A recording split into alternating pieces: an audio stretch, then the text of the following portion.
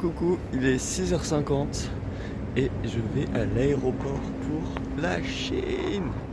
Ici, il a neigé, donc les routes sont trop belles, mais très glissantes. Et je vais m'envoler pour atterrir à 10h40 à Pékin. J'ai trop hâte de tout filmer. C'est le début d'une aventure de 4 jours où je suis tout seul. J'ai trop hâte. Gros bisous. Stop.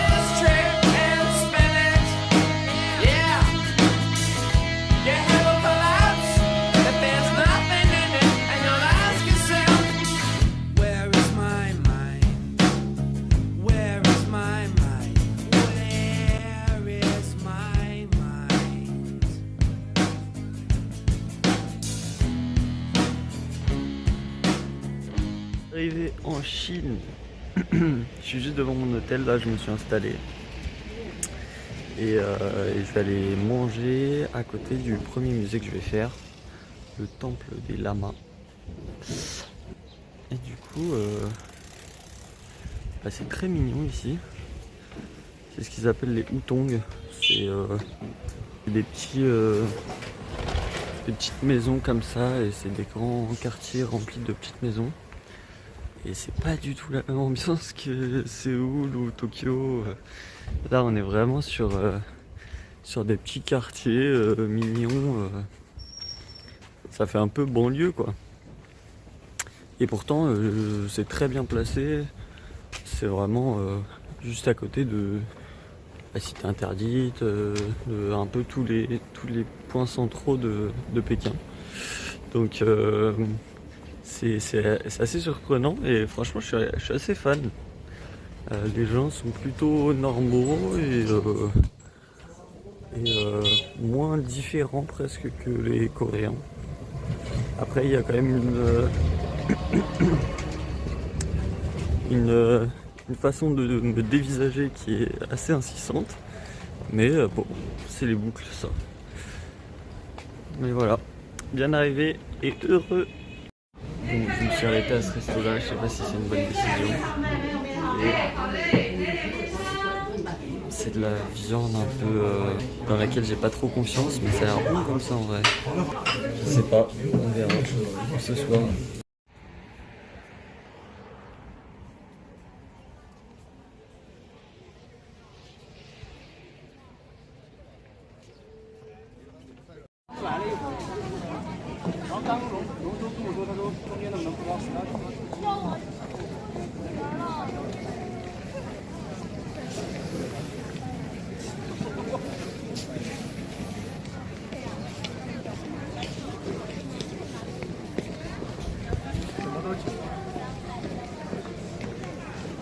C'est trop beau, c'est hyper paisible.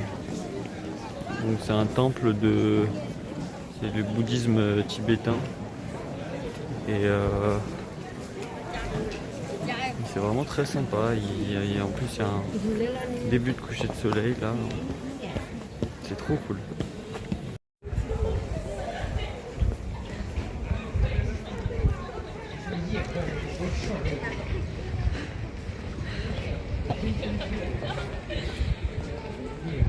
C'est vraiment trop beau là, il y a tellement de temples qui s'enchaînent, etc. Moi je pensais que c'était un petit temple.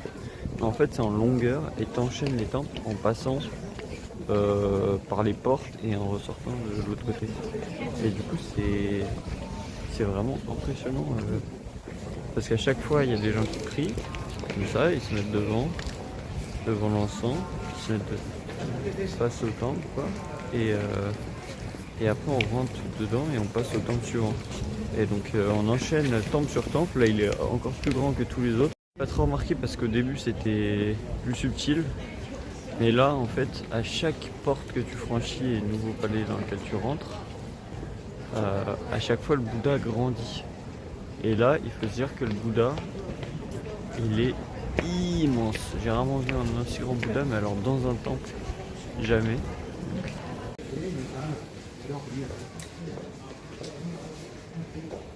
Bon voilà, je l'ai pris en scred, mais vous avez dû voir à quel point il était gigantesque. Je sais pas si ça rendait autant.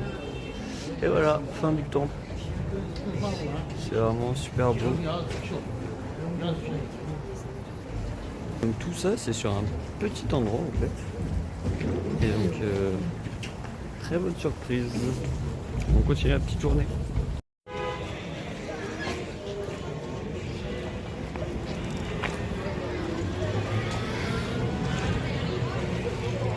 On rentre dans des sortes de halles qui sont juste à côté du temple. Et normalement il y a un autre temple encore à l'intérieur, mais là pour l'instant on va juste se balader.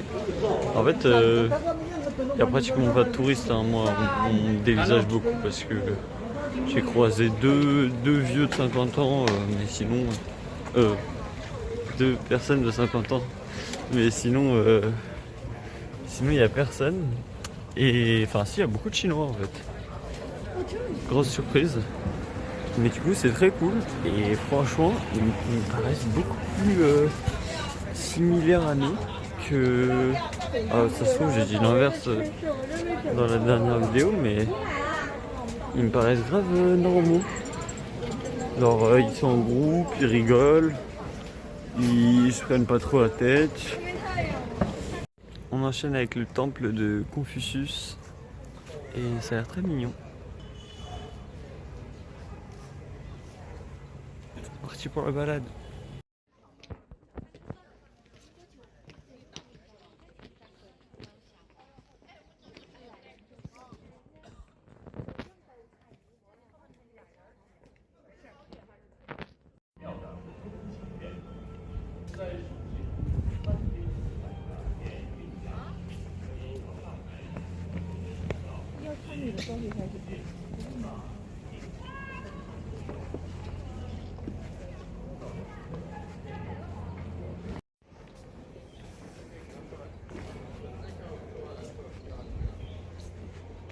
Alors derrière moi c'est la tour du tambour et devant c'est la tour de l'horloge.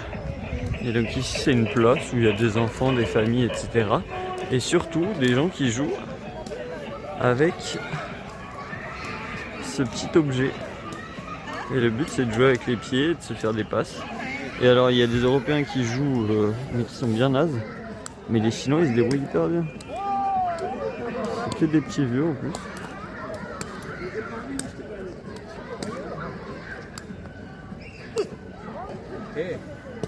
Et moi je viens de jouer avec une petite vieille et c'était un peu dur, mais ça va, on s'est bien débrouillé. Et il y a un vieux chinois qui était surpris que j'arrive à leur envoyer du pied. Du coup il s'est rapproché, il a fait c'était un peu drôle.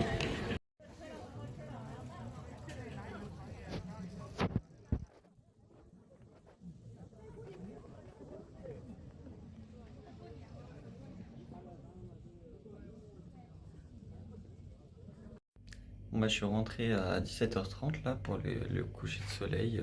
J'étais en train de rentrer à la maison et je me suis posé un petit peu pour une petite sieste. Et là il est 20h30 et je ressors pour manger dans un Michelin normalement, mais je pense qu'il n'y aura pas assez de place. Donc je sais pas, je vais me balader, puis je vais essayer de trouver un petit resto et essayer de pas manger trop piquant. Je vais vous filmer tout ça.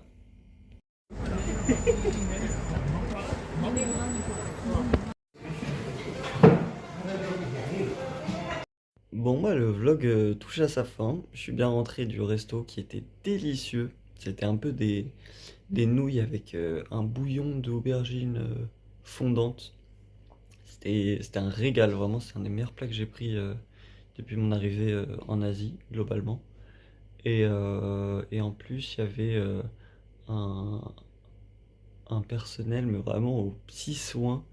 T'avais la mémé qui m'a accueilli, qui était un peu la boss du resto, qui était toute souriante, qui voulait absolument que je rentre, qui était toute contente que je sois là. Après, il y a un serveur qui a fait la traduction tout le long et qui s'occupait de moi pour que ça soit pas trop salé, que ça soit pas trop spicy et tout. C'était trop cool et je me suis régalé. Et là, je suis rentré à l'hôtel et je vais faire un bon dodo parce que demain, c'est la cité interdite. J'ai hâte. Et je vais continuer à vous vlogger tout ça. Bisous tout le monde.